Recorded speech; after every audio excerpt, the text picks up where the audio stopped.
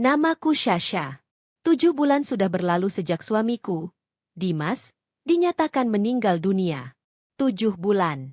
Waktu yang katanya cukup untuk membuat seseorang berdiri kembali, belajar tersenyum, belajar menerima kenyataan. Tapi bagiku, 7 bulan terasa seperti 1 hari yang dipanjangkan tanpa ujung. Hari ini aku kembali ke pemakaman. Langit cerah. Matahari bersinar terik. Ironis. Seolah alam tidak peduli bahwa hatiku masih gelap, masih runtuh, masih hancur berkeping-keping. Aku berdiri di depan sebuah makam marmer hitam. Namanya terukir jelas. Dimas Pradana. Suamiku. Aku menghela napas panjang. Panas matahari menembus kerudung hitam panjang yang kupakai. Keringat mengalir di pelipisku, membasahi kulit wajahku, tapi aku tidak menghapusnya. Aku berjongkok perlahan. Tanganku gemetar saat meletakkan seikat bunga mawar putih di atas tanah yang sudah mulai mengeras. Dimas, bisikku lirih. Suaraku serak. Tenggorokanku seperti terkunci. Aku datang lagi. Angin berdesir pelan di antara pepohonan Kamboja. Daunnya bergesek satu sama lain, menimbulkan suara lirih yang terdengar seperti bisikan. Pemakaman sepi. Hanya ada aku. Dan ratusan nisan yang berdiri diam, menjadi saksi kesedihan manusia. Aku memejamkan mata. Bayangan 7 bulan lalu kembali menyerang seperti gelombang besar. Hari ketika polisi datang ke rumah. Hari ketika mereka bilang mobil Dimas tergelincir di jalan pegunungan yang licin. Masuk jurang. Terbakar. Tidak ada yang bisa diselamatkan. Aku masih ingat kalimat mereka. Mohon maaf, Bu, kondisi jenazah tidak memungkinkan untuk dilihat. Mereka menyerahkan peti mati tertutup. Peti kayu coklat tua. Aku memeluknya. Menangis. Menjerit. Memohon agar dibuka. Tapi mereka melarang. Dan di hari itu, orang yang menangis paling histeris bukan aku. Melainkan ibu mertuaku. Bu Ratna. Dia memukul-mukul peti itu. Berteriak. Menyebut nama Dimas berulang-ulang. Menyalahkan Tuhan. Menyalahkan jalan. Menyalahkan takdir. Aku bahkan harus memeluknya saat itu.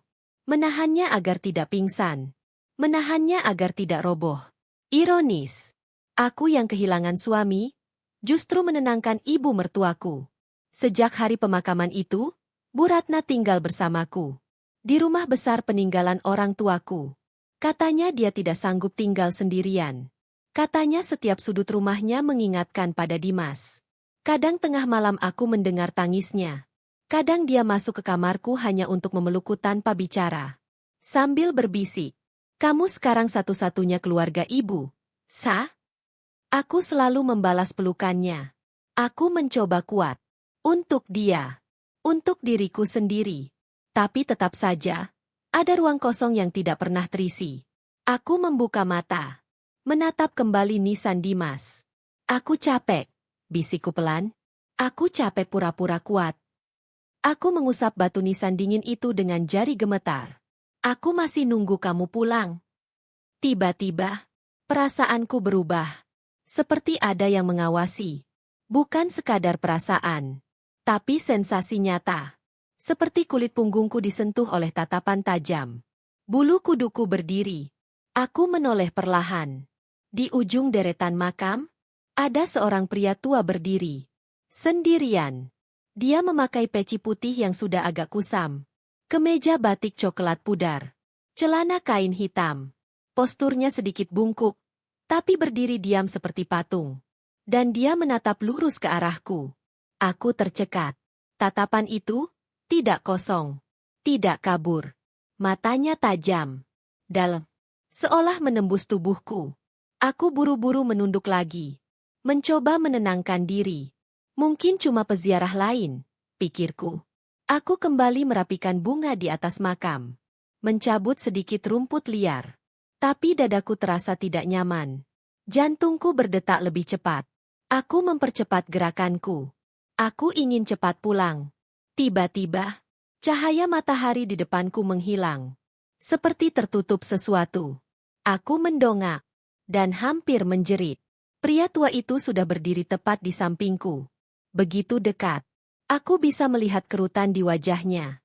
Bisa melihat urat di lehernya. Bisa melihat mata tuanya yang gelap, penuh kecemasan. Maaf mengagetkan, nak. Suaranya rendah. Ah, seperti suara orang yang terlalu lama memendam sesuatu. Aku mundur sedikit sambil tetap jongkok. Bapak, siapa? Tanyaku gugup. Dia tidak langsung menjawab. Matanya turun ke nisan. Membaca nama Dimas. Lalu kembali menatapku. Sudah berapa lama suamimu meninggal? 7 bulan, Pak. Jawabku pelan. Dia mengangguk sangat pelan. Seolah menghitung sesuatu di dalam pikirannya. Lalu dia memanggil namaku. Sasha.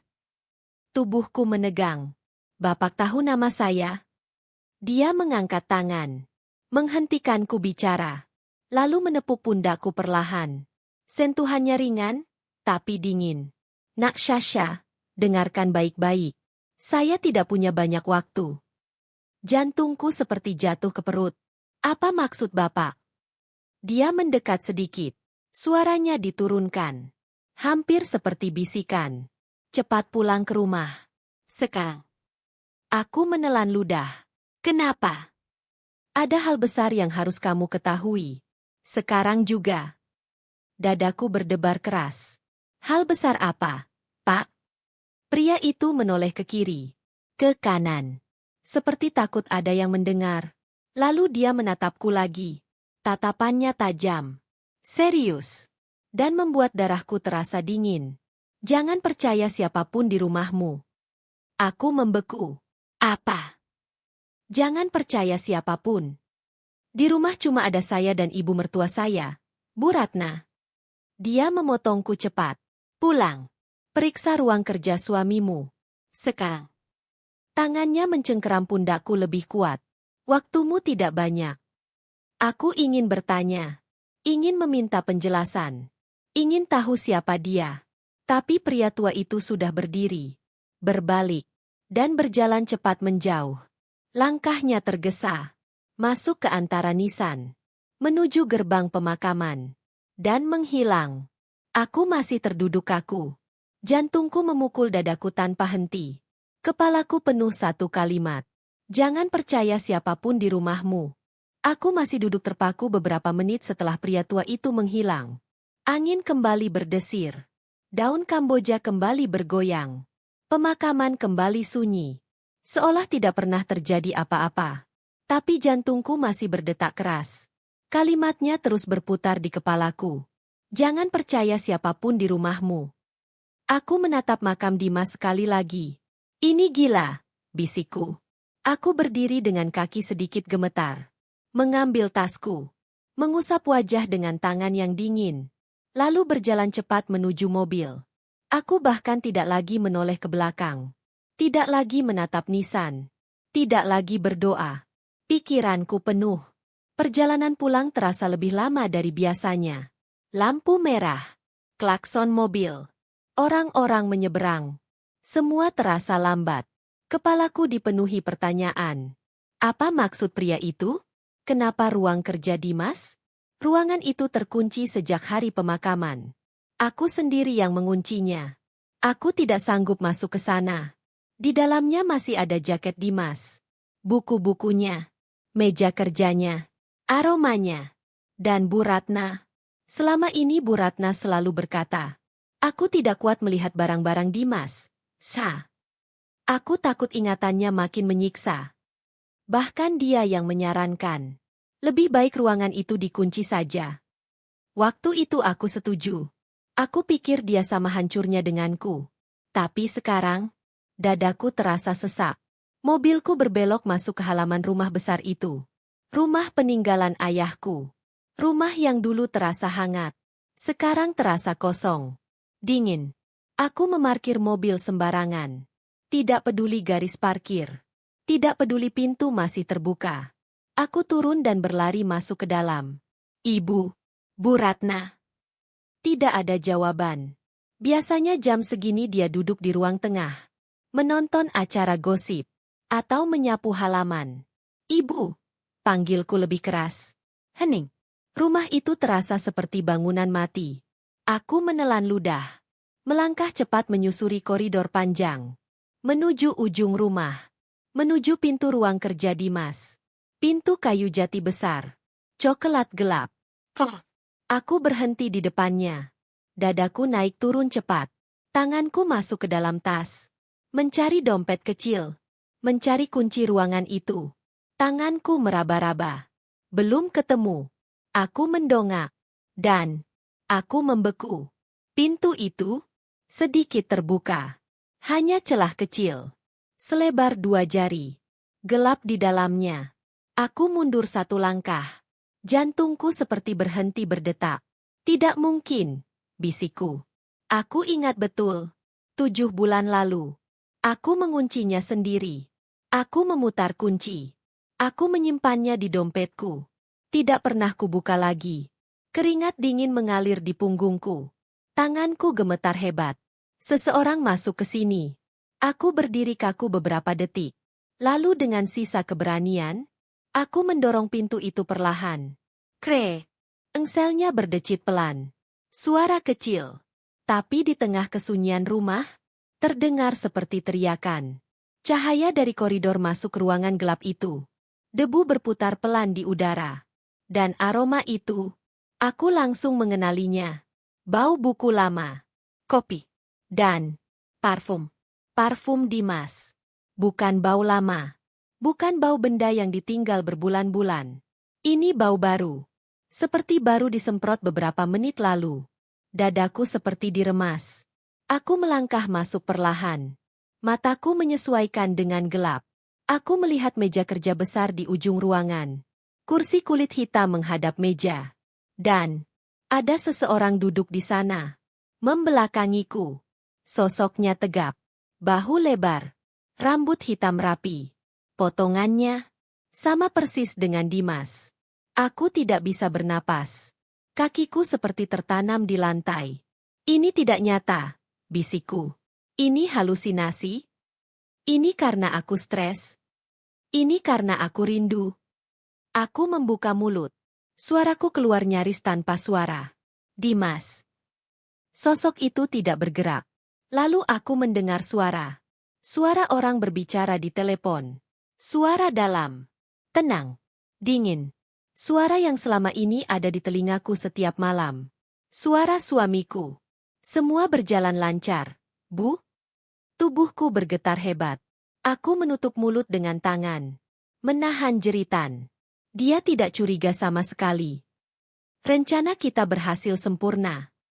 Aku bersandar ke kusen pintu. Kakiku lemas. Bu. Dia bicara dengan Bu Ratna? Tentu saja dia tidak curiga. Lanjut suara itu. Sasha terlalu polos. Terlalu sibuk menangis. Dia percaya 100% aku sudah mati. Air mataku mengalir deras. Tanpa suara. Dunia terasa terbalik. Polis asuransi 20 miliar sudah cair. Itu baru permulaan. Uang kecil. Yang kita incar perusahaan ayahnya. Tanganku mengepal. Kukuku menusuk telapak tangan. Aku tidak lagi merasa takut. Yang ada hanya amarah, pengkhianatan, dan kehancuran. Aku melangkah masuk. Suara kakiku bergetar. Siapa kamu? Suaraku dingin. Telepon itu berhenti. Sosok di kursi itu diam. Lalu, perlahan, kursi kulit itu berputar. Waktu seakan berhenti. Wajah itu menghadapku. Wajah yang aku cium setiap pagi. Wajah yang aku rawat saat sakit. Wajah yang aku tangisi di depan peti mati. Wajah Dimas. Tapi matanya dingin. Kosong. Dan bibirnya tersenyum miring. Dimas, suaraku pecah. Ini tidak nyata. Dia berdiri. Utuh. Tidak ada bekas luka bakar. Tidak ada tanda orang mati. Dia mengenakan kemeja mahal. Kemeja yang dulu sering kusetrika. Dia tertawa kecil. Kaget lihat aku. Kamu mengubur peti kosong, Sasha. Kita cuma isi beberapa potong daging hangus supaya terlihat meyakinkan. Kamu terlalu bodoh dan terlalu berduka untuk sadar. Kakiku tidak kuat lagi. Aku jatuh berlutut. Tanganku menopang lantai. Kenapa? Kenapa kamu lakukan ini padaku? Isaku hancur. Dia mendekat, berjongkok di depanku, menatapku lurus. Karena aku bosan hidup miskin. Aku bosan bergantung pada warisan ayahmu. Aku mau semuanya sekarang. Ibu kamu tahu? Tanyaku dengan suara gemetar. Aku sudah tahu jawabannya. Senyumnya semakin lebar. Tentu saja. Ibu adalah otak semua ini. Saat itu, pintu ruangan terbuka lebar. Bu Ratna berdiri di sana. Tidak menangis. Tidak terlihat rapuh. Wajahnya datar. Dingin. Seperti orang asing. Kamu pulang terlalu cepat, Sasha, katanya pelan. Seharusnya kamu masih menangis di makam palsu itu. Aku menatap mereka. Suamiku. Ibu mertuaku. Dua orang yang paling aku percaya. Dua monster. Dadaku sakit luar biasa. Pandangan berkunang-kunang. Lalu, kepalaku terasa berat. Sangat berat. Seperti dipukul benda tumpul berkali-kali. Perlahan, kegelapan di mataku memudar.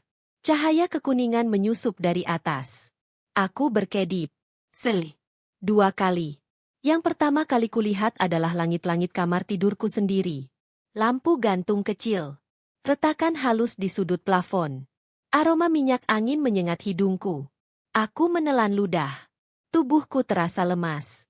Seperti habis berlari jauh. Aku. Aku mencoba bangkit, tapi kepalaku berdenyut hebat. Syukurlah. Sebuah suara lembut terdengar di sampingku. Aku menoleh perlahan. Bu Ratna duduk di sisi ranjangku. Wajahnya tampak cemas. Matanya sembab. Air mata mengalir di pipinya. Dia menggenggam tanganku erat. Syukurlah kamu sudah sadar, Nak. Aku membeku. Ingatan menghantam kepalaku seperti palu. Ruang kerja. Telepon. Suara Dimas. Pengakuan. Peti kosong. Asuransi. Warisan. Aku langsung menoleh ke arah pintu kamar. Dan di sana, berdiri seorang pria. Tubuhnya tegap. Rambutnya rapi.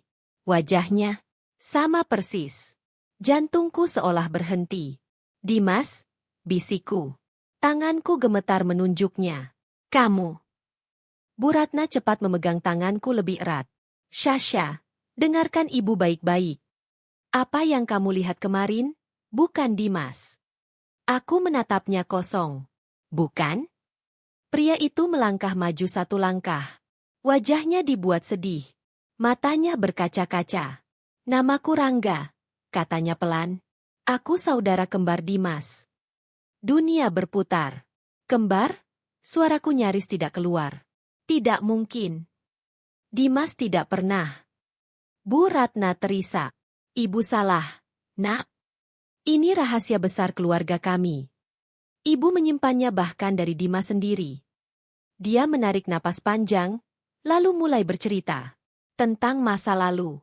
Tentang pertengkarannya dengan ayah Dimas. Tentang bayi kembar. Tentang satu anak yang dibawa pergi ke luar negeri. Tentang hidupnya membesarkan Dimas sendirian. Tentang rasa takut membuka luka lama. Tentang rasa bersalah. Tentang alasan tidak pernah memberitahu Dimas. Aku hanya mendengar. Kepalaku kosong. Lalu pria itu, Rangga, melanjutkan. Aku baru tahu beberapa bulan lalu setelah ayahku meninggal. Ayah meninggalkan surat, menceritakan semuanya. Aku langsung mencari ibu. Aku ingin bertemu saudara kembarku. Dia menunduk, tapi aku terlambat. Aku tiba tepat di hari pemakaman Dimas. Dadaku sesak. Ingatan tentang pria tua di makam muncul. Pria tua di pemakaman, bisikku. Siapa dia? Rangga mengangkat wajahnya. Aku tidak sanggup mengatakan kebenaran waktu itu. Kamu sedang berduka. Ibu juga. Aku takut menambah penderitaanmu. Aku hanya datang diam-diam, menemui Ibu Ratna. Kami bingung kapan waktu yang tepat untuk memberitahu. Aku terdiam. Lalu ingatan tentang percakapan di ruang kerja kembali menyala. Kamu menelepon seseorang, kataku gemetar. Kamu bilang rencana berhasil. Kamu bilang aku tidak curiga. Kamu bicara soal warisan. Wajah Rangga menegang. Bu Ratna lebih cepat bereaksi. Dia langsung menangis keras. Ya Allah, Sasha. Kamu salah paham. Itu soal polis asuransi Dimas. Uangnya sudah cair. Kami membicarakan bagaimana cara mengurusnya untukmu. Kami ingin membantu. Rangga mengangguk cepat. Benar. Itu untuk kamu. Kami hanya ingin memastikan kamu tidak repot. Aku memejamkan mata. Cerita mereka rapi. Terlalu rapi. Tapi otakku lelah. Hatiku hancur. Dan mempercayai kebohongan terasa lebih mudah daripada menerima kenyataan bahwa suamiku monster. Bu Ratna menyodorkan segelas air. Minum dulu, nak. Tanganku gemetar menerima gelas itu.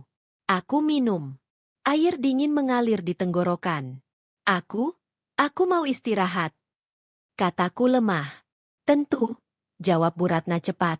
Ibu dan Rangga akan menjagamu. Mereka keluar. Pintu ditutup pelan. Aku memejamkan mata. Tapi pikiranku tidak berhenti. Jika dia Rangga, kenapa pria tua di makam memperingatkanku? Jika dia Rangga, kenapa dia ada di ruang kerja yang terkunci? Jika dia Rangga, kenapa dia tahu semua detail tentang asuransi dan warisan? Dadaku berdebar. Ada yang salah. Sangat salah. Aku harus berpura-pura percaya. Aku harus berpura-pura bodoh. Keesokan paginya, mereka datang lagi ke kamarku. Bu Ratna tersenyum. Rangga berdiri di belakangnya. Wajah mereka terlihat lega. Terlalu lega. Bu. Rangga, kataku pelan. Maafkan aku kemarin. Aku hanya sangat kaget. Bu Ratna mengelus rambutku. Tidak apa-apa, nak. Aku juga masih sulit menerima semua ini. Aku menatap Rangga. Kamu sangat mirip Dimas. Suaraku bergetar. Bolehkah aku memelukmu? Dia tampak terkejut sesaat. Lalu tersenyum kaku. Tentu, kalau itu membuatmu lebih tenang.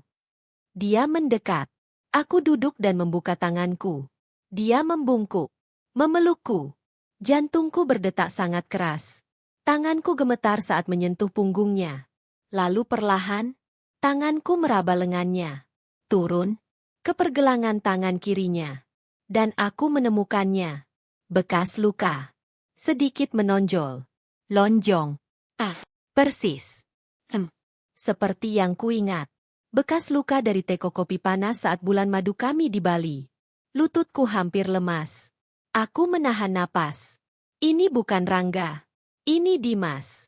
Aku melepaskan pelukan itu perlahan. Mengangkat wajahku. Menatap matanya. Kamu benar-benar sama seperti dia? Kataku pelan. Senyumnya mengembang.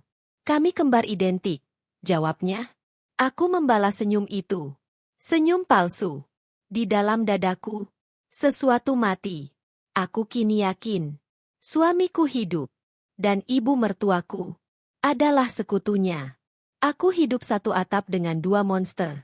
Sejak hari itu, aku mulai hidup dalam sandiwara. Aku berpura-pura percaya. Berpura-pura lemah. Berpura-pura masih syok. Aku menangis jika perlu.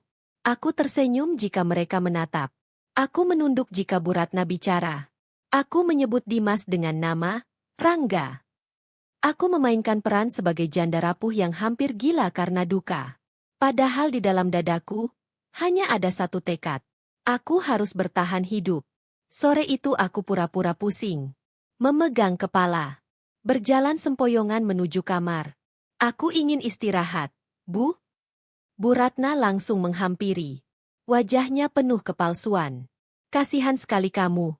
Nak, trauma itu memang berat. Dia mengantarku sampai ke kamar. Menutup pintu. Terdengar bunyi, klik. Aku menoleh. Kunci diputar, dari luar. Jantungku jatuh. Aku mencoba membuka pintu. Tidak bisa. Terkunci. Aku mundur selangkah. Mencoba lagi. Tetap terkunci. Dadaku sesak. Aku berlari ke jendela. Terkunci juga. Kamar ini berada di lantai 2. Kalaupun bisa dibuka, aku bisa mati jatuh. Aku mencari ponsel.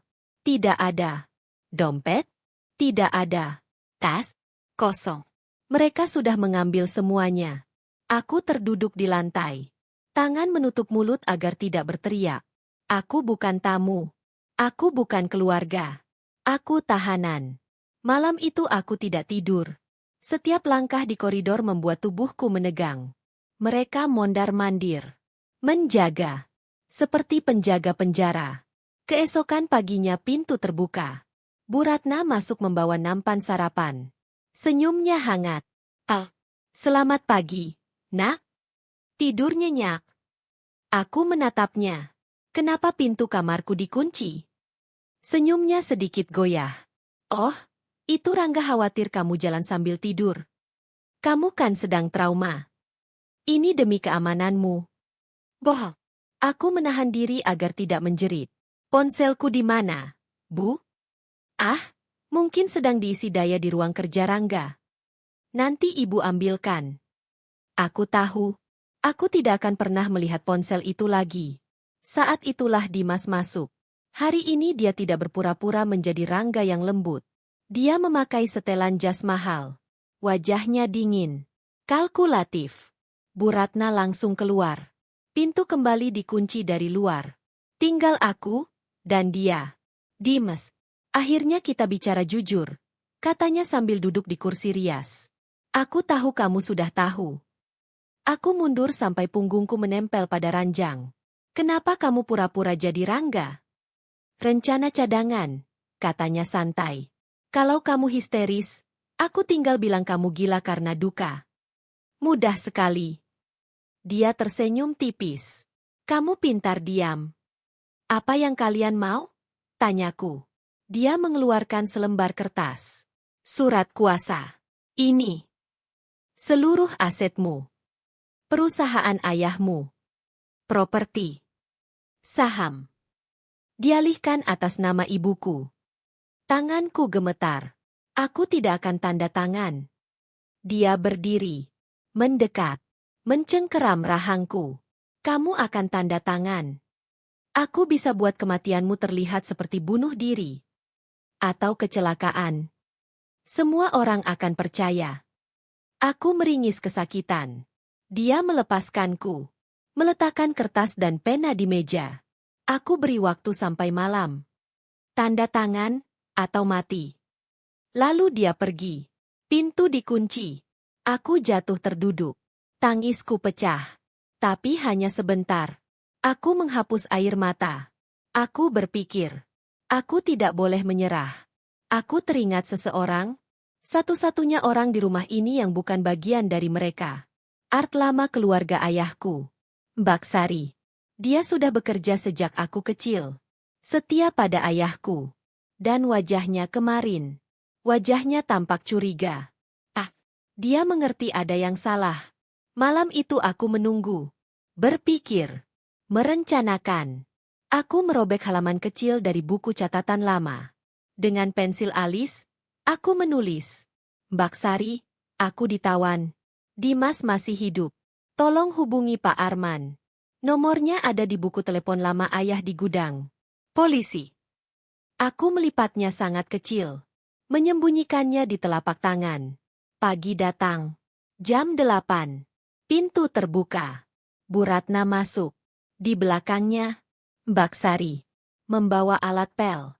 Bersih-bersih sebentar ya, nak, kata Bu Ratna. Dia berdiri di pintu.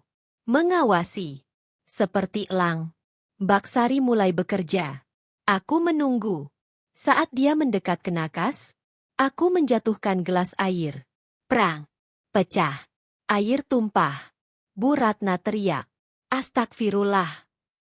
Bersihkan cepat. Perhatiannya teralihkan. Mbak Sari jongkok. Saat itulah, aku menjulurkan tangan. Menekan kertas kecil ke telapak tangannya.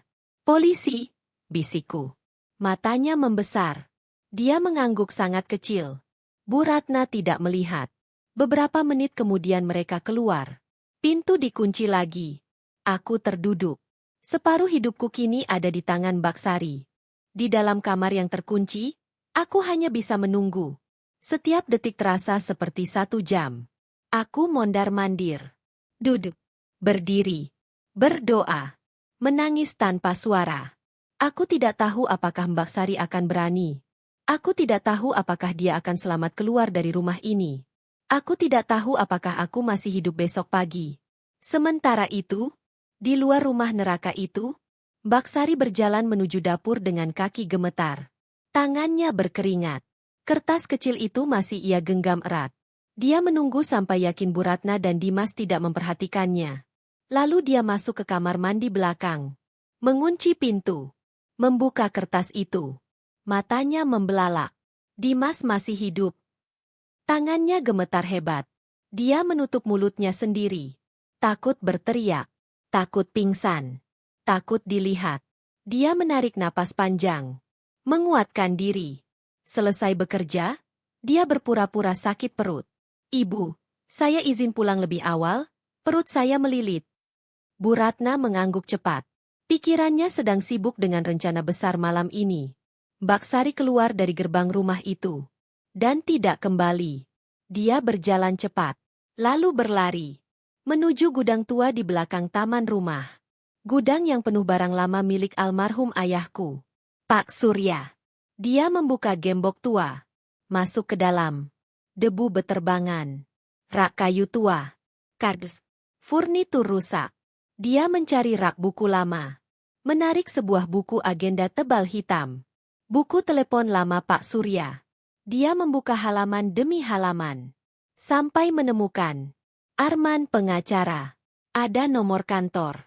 Dan nomor ponsel. Dia menyalinnya di telapak tangan. Lalu mengunci kembali gudang. Keluar dari kompleks.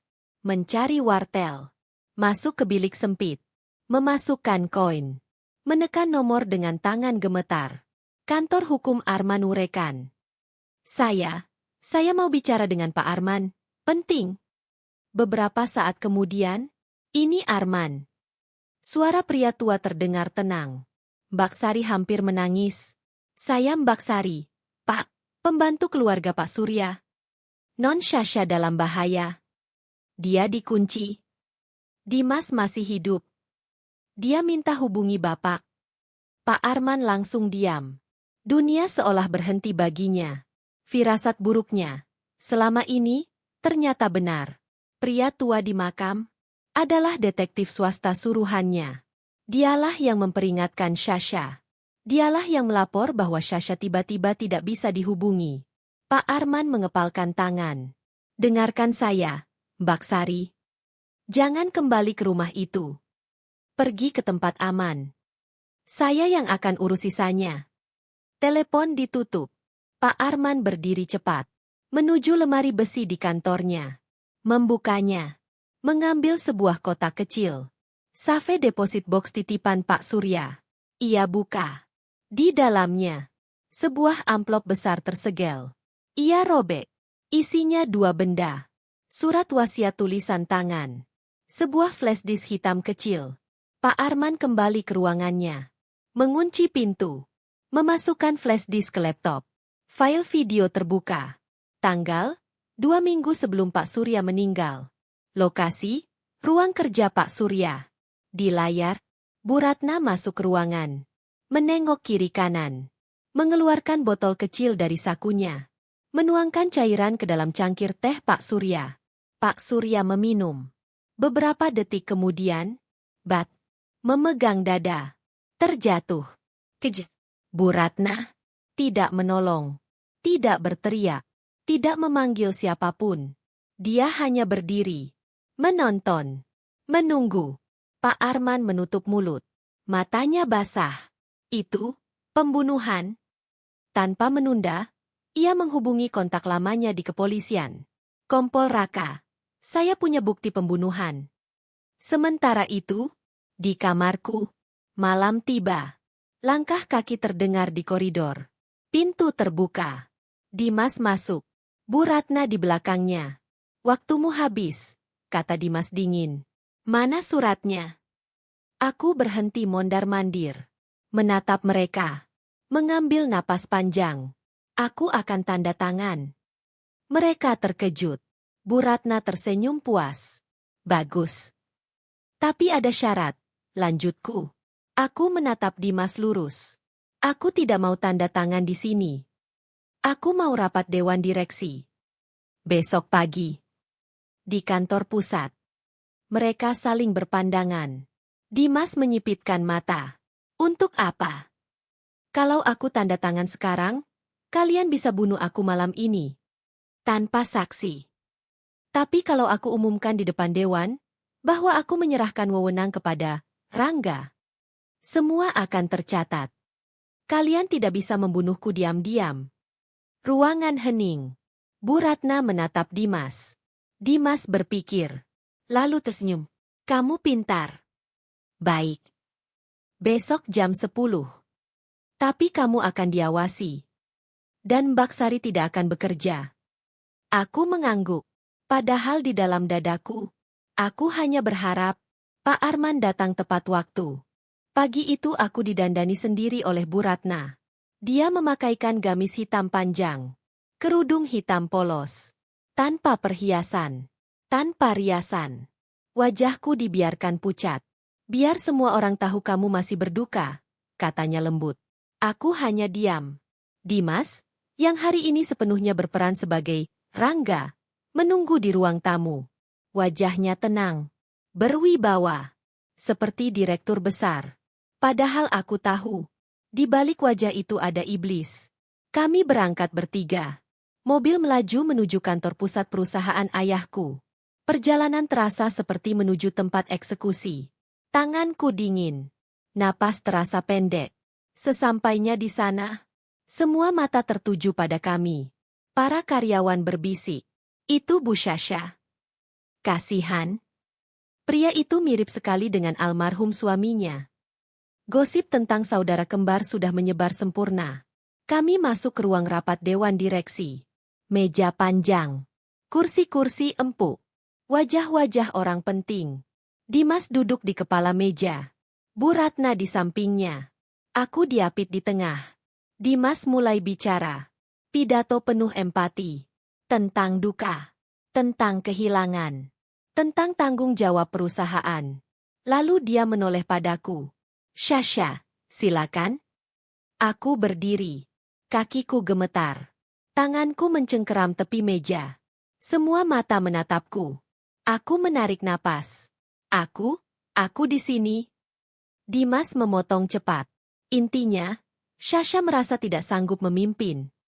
Aku mengangkat kepalaku. Menatap satu persatu anggota dewan. Tidak. Ruangan sunyi. Aku di sini untuk mengambil alih penuh kepemimpinan perusahaan ayahku. Wajah Dimas membeku. Bu Ratna terperanjat. Syasha, kamu bingung, kata Dimas cepat. Kamu masih syok. Saat itulah, pintu besar ruang rapat terbuka. Pak Arman masuk. Di belakangnya, 2 polisi berseragam. Dan seorang pria membawa tas dokumen notaris. Rapat ini tidak sah. Suara Pak Arman tegas. Apa-apaan ini? Teriak Dimas. Keamanan. Pak Arman berjalan ke tengah ruangan. Saya Arman, pengacara pribadi almarhum Pak Surya. Ia menatap dewan direksi. Dan hari ini saya datang membawa kebenaran. Bu Ratna berdiri. Ini fitnah. Pak Arman menoleh ke polisi. Tolong amankan Bu Ratna. Apa? Polisi maju. Bu Ratna menjerit. Atas dasar dugaan pembunuhan berencana terhadap Pak Surya. Ruangan gempar. Fitnah, teriak Bu Ratna. Pak Arman memberi isyarat. Lampu diredupkan. Proyektor menyala. Video diputar. Rekaman Bu Ratna menuangkan racun ke teh ayahku. Rekaman ayahku jatuh. Mat. Tangis terdengar di ruangan. Bu Ratna jatuh terduduk. Polisi memborgolnya. Dimas pucat.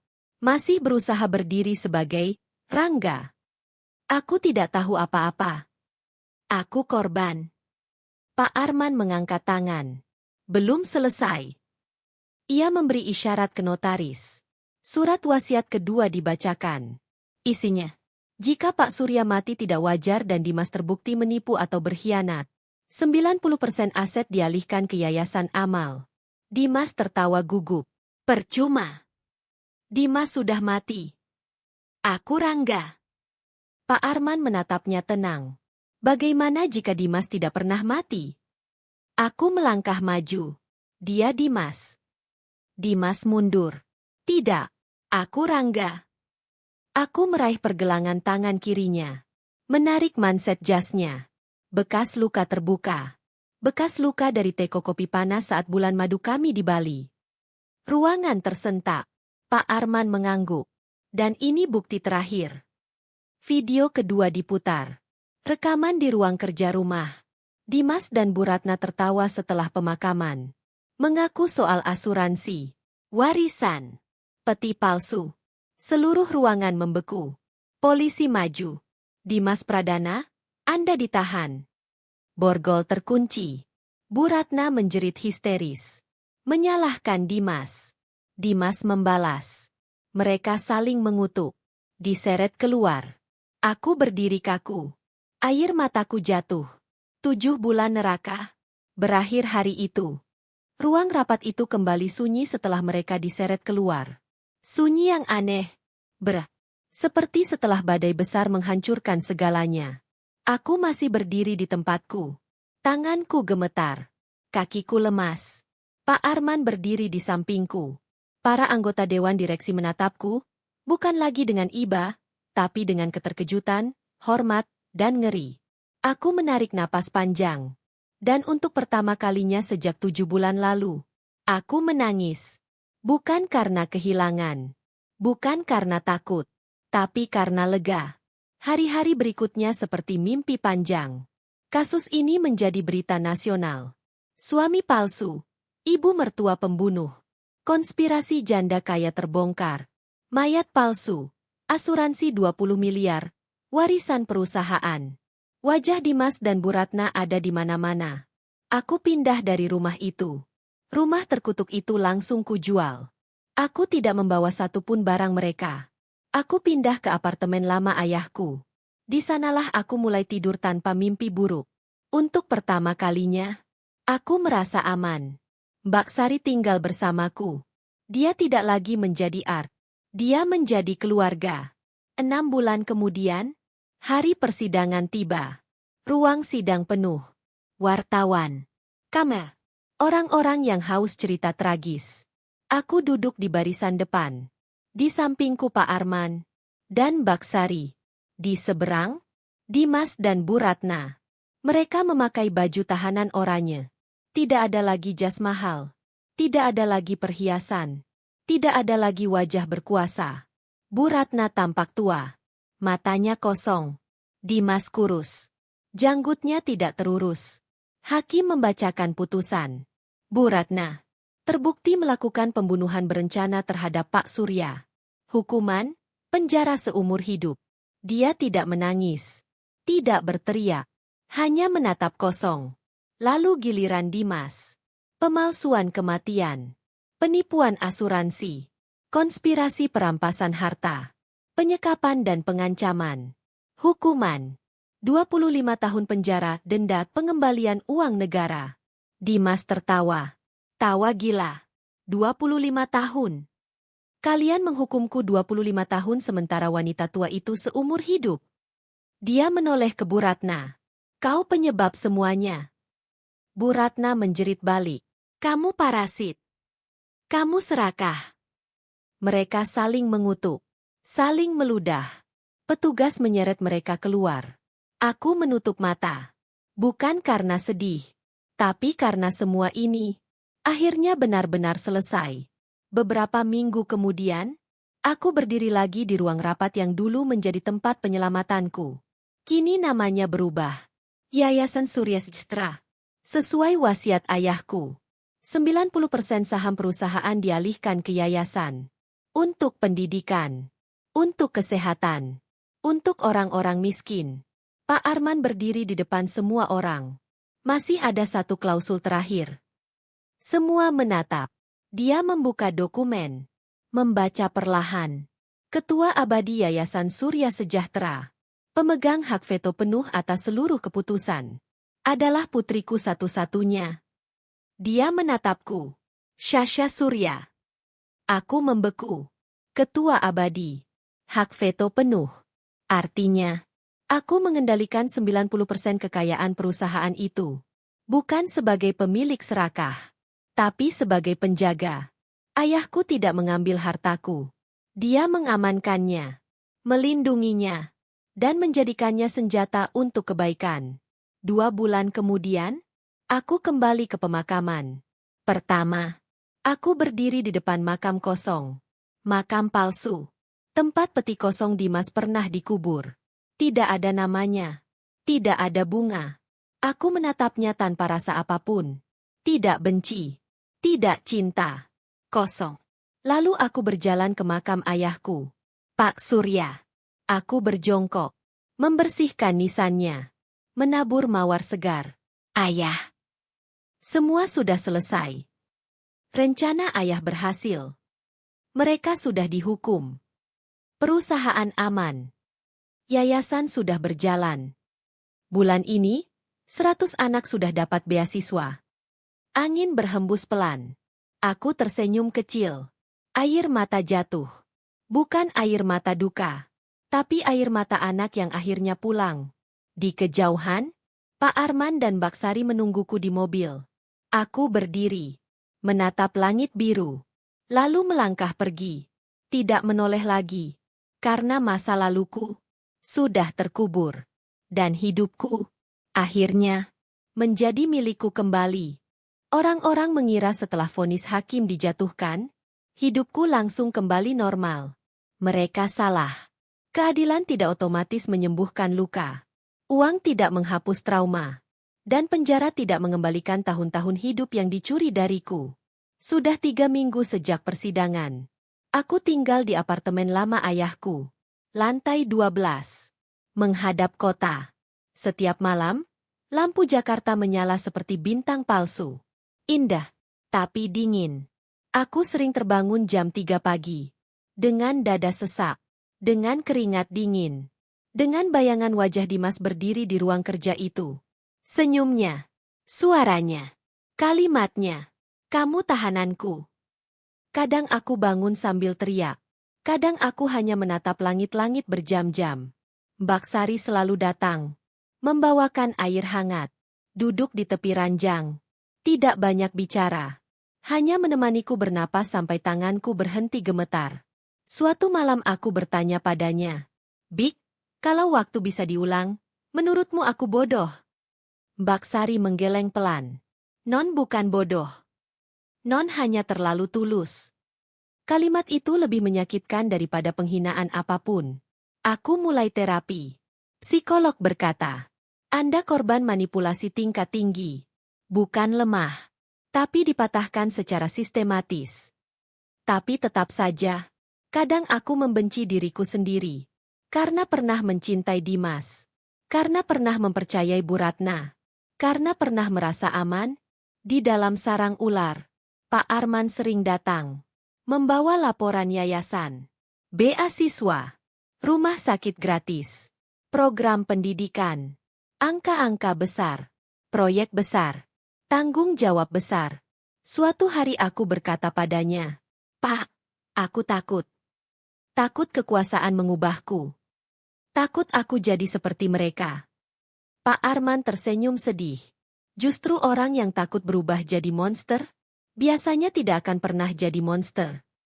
Malam itu aku membuka laci lama ayahku. Di sana masih ada jam tangan beliau, pulpen tua, dan satu surat kecil yang belum pernah kubaca. Tulisan tangan ayahku. Shasha, kalau kamu membaca ini, berarti aku gagal melindungimu secara langsung. Tapi tidak sebagai ayah. Aku percaya kamu akan bertahan. Bukan karena kuat, tapi karena hatimu lebih keras dari dunia. Aku menangis lama. Untuk pertama kalinya, bukan karena Dimas, tapi karena ayahku. 6 bulan kemudian, aku kembali berdiri di depan cermin. Tidak lagi dengan wajah janda rapuh. Tidak lagi dengan mata kosong. Aku mengenakan blazer hitam. Rambut diikat rapi. Hari itu aku memimpin rapat yayasan sendiri. Tangan masih gemetar sedikit. Tapi suaraku tidak. Aku berkata pada dewan. Kita bukan membangun yayasan dari uang. Kita membangunnya dari luka. Dan semua orang diam. Malamnya aku duduk sendirian di balkon, memandang kota. Angin menyentuh wajahku.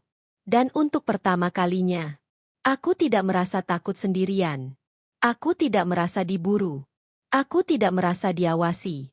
Aku hanya merasa lelah dan hidup. Aku berbisik pelan, Dimas, kamu tidak berhasil menghancurkanku. Aku tidak pernah berniat jatuh cinta lagi. Bahkan kata cinta saja terasa seperti pisau. Sesuatu yang indah bentuknya, tapi selalu berakhir melukai. Aku bertemu Raka setahun setelah semua itu berakhir. Bukan di tempat romantis. Bukan di acara mewah. Tapi di rumah sakit. Aku sedang mengunjungi salah satu anak penerima beasiswa yayasan. Anak kecil penderita gagal ginjal. Ibunya menangis. Ayahnya sudah meninggal. Cerita yang terlalu sering ku dengar. Aku berdiri di lorong rumah sakit saat seseorang berbicara di belakangku. Maaf, Ibu Shasha. Aku menoleh. Seorang pria. Baju dokter. Usia mungkin awal 30-an. Wajah lelah. Mata tenang. Saya Raka. Dokter jaga di sini. Saya hanya ingin mengucapkan terima kasih. Kalau bukan karena yayasan Anda, anak itu mungkin sudah meninggal bulan lalu. Aku mengangguk. Itu bukan saya. Itu ayah saya. Dia tersenyum kecil. Biasanya orang baik selalu bilang begitu. Aku tidak membalas. Aku tidak terbiasa dengan pujian. Kami berbicara sebentar. Tentang rumah sakit. Tentang anak itu. Tentang program dialisis. Lalu aku pergi. Dan aku pikir, itu akan jadi pertemuan terakhir. Ternyata tidak. Sebulan kemudian, kami bertemu lagi. Di acara yayasan. Dia datang sebagai perwakilan rumah sakit. Masih sopan. Masih tenang. Masih tidak mencoba mendekat. Tidak meminta nomor. Tidak menggoda. Tidak memuji. Itu justru membuatku waspada. Orang baik tidak pernah benar-benar ada dalam hidupku. Atau begitu yang kupikir. 3 bulan kemudian, aku mulai menyadari sesuatu. Raka selalu menjaga jarak. Terlalu menjaga. Seolah tahu, aku rapuh. Seolah tahu, aku pernah hancur. Suatu malam, setelah rapat panjang, dia mengantarku pulang. Kami duduk di mobil, di depan apartemenku. Mesin masih menyala.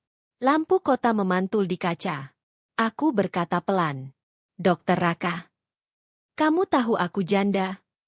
Dia mengangguk. Aku tahu. Kamu tahu bagaimana suamiku mati? Dia menggeleng. Aku tidak perlu tahu. Aku hanya perlu tahu. Kamu masih hidup. Kalimat itu menghantam dadaku lebih keras dari teriakan siapapun. Aku tertawa kecil. Kamu bodoh. Orang sepertiku membawa kutukan. Dia menatap lurus ke depan. Kalau begitu, biar aku yang kena. Aku tidak menjawab. Aku keluar dari mobil.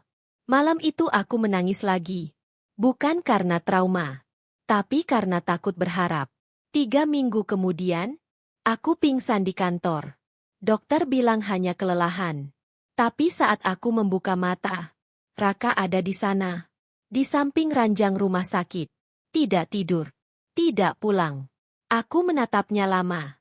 Dan tanpa sadar bertanya, kenapa kamu masih di sini? Dia menjawab pelan. Karena tidak ada siapapun yang menungguku. Kalimat itu sederhana, tapi terasa sunyi. Aku mulai membiarkannya masuk. Sedikit. Perlahan. Kami minum kopi. Bicara tentang buku. Tentang anak-anak pasien. Tentang hidup yang tidak adil. Tapi aku tidak pernah membiarkannya menyentuhku. Bahkan tanganku. Aku selalu menarik diri. Setiap kali dia tersenyum, aku melihat wajah Dimas.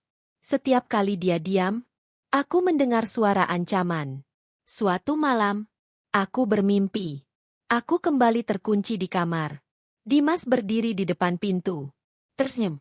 Mengangkat pena. Mau tanda tangan sekarang? Aku terbangun sambil berteriak. Tubuhku gemetar hebat.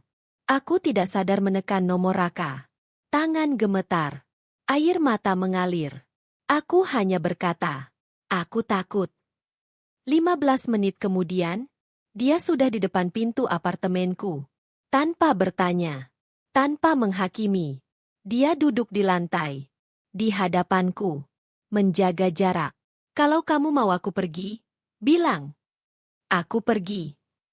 Aku menggeleng pelan. Untuk pertama kalinya, aku membiarkan seseorang melihatku hancur. Aku menangis di depannya, menceritakan semuanya. Tentang Dimas, tentang Bu Ratna, tentang dikurung, tentang ancaman mati, tentang bekas luka di pergelangan tangan, tentang malam-malam tanpa tidur, tentang rasa jijik pada diriku sendiri. Dia tidak memelukku, tidak menyentuh, hanya duduk, mendengar. Setelah aku selesai, dia berkata satu kalimat, yang menghancurkanmu, bukan cinta, tapi orang yang menyamar sebagai cinta. Aku menutup mata. 6 bulan kemudian, aku memegang tangannya. Pertama kali. Di taman kecil. Tanganku gemetar. Dia tidak menarik. Tidak menguatkan. Tidak menekan. Hanya diam. Membiarkan aku memutuskan sendiri. Aku tidak tahu apakah aku bisa mencintai lagi, kataku. Dia menjawab. Aku tidak minta dicintai. Aku hanya tidak ingin kamu sendirian saat dunia kembali kejam. Aku tersenyum. Untuk pertama kalinya, tanpa rasa takut. Aku selalu mengira, orang sepertiku tidak pantas bahagia. Terlalu rusak. Terlalu kotor oleh masa lalu. Terlalu penuh retakan. 2 tahun berlalu sejak hari aku memegang tangan Raka di taman itu. Kami tidak pernah menyebut diri kami pasangan. Tidak pernah ada kata pacaran. Tidak ada janji. Hanya 2 orang yang berjalan berdampingan, tanpa saling menyeret. Raka tidak pernah memaksaku lupa. Dia hanya membantuku mengingat bahwa aku masih manusia. Suatu sore hujan turun deras. Kami duduk di ruang tamu apartemenku. Aku membaca laporan yayasan. Dia menyeduh teh. Tiba-tiba dia berkata, "Sasha." Aku menoleh. Aku ingin menua. Aku terdiam. Bukan besok. Bukan cepat. Tapi perlahan. Dengan seseorang yang tahu bagaimana rasanya hancur.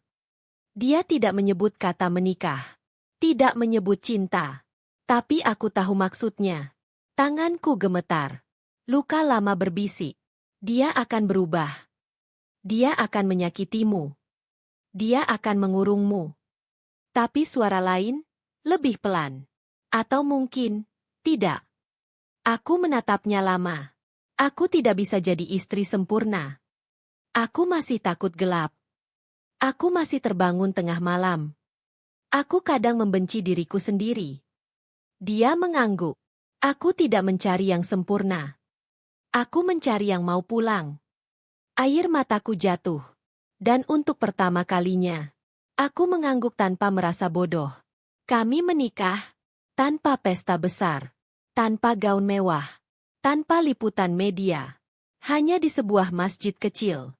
Disaksikan Pak Arman, Mbak Sari, beberapa anak yayasan. Aku mengenakan kebaya sederhana. Tanganku dingin saat akad. Suara Raka bergetar saat mengucap ijab kabul. Aku menangis. Bukan karena takut, tapi karena aku masih hidup. Setahun kemudian, kami mengadopsi seorang anak perempuan. Usianya 5 tahun. Korban kekerasan rumah tangga. Pendiam. Takut suara keras. Matanya seperti milikku dulu. Aku memeluknya malam pertama. Dia gemetar. Aku berbisik. Kamu aman. Aku janji. Dan saat itu, aku sadar, lukaku tidak sembuh. Tapi lukaku berubah. Menjadi tempat orang lain bisa berlindung. Hari itu aku kembali ke makam ayahku. Tidak sendiri. Raka di sampingku. Anak kecil kami memegang tanganku. Ayah. Lihat. Aku tidak hanya bertahan. Aku hidup. Aku mencintai. Aku memberi. Angin berhembus lembut. Aku tersenyum. Malamnya, aku berdiri di balkon. Menatap kota. Raka memelukku dari belakang. Anak kami tertidur di sofa. Aku berkata pelan. Aku tidak pernah menyangka bisa bahagia lagi. Raka menjawab, kebahagiaan bukan hadiah. Dia keputusan. Aku menutup mata. Dan untuk pertama kalinya, aku tidak takut esok hari.